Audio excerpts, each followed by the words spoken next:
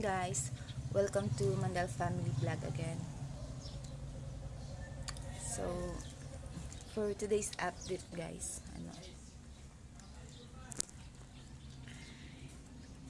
it's Monday pero hindi kami makapasok kasi may lagnat yung isa kong anak, tapos walang mapag-iwanan, so kailangan nandiyan ako palagi sa tabi niya.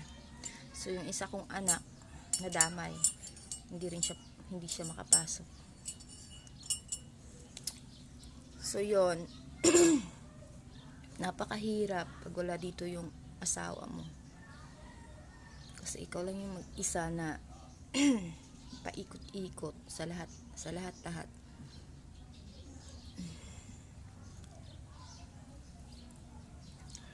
So sana bukas makapasok na kami.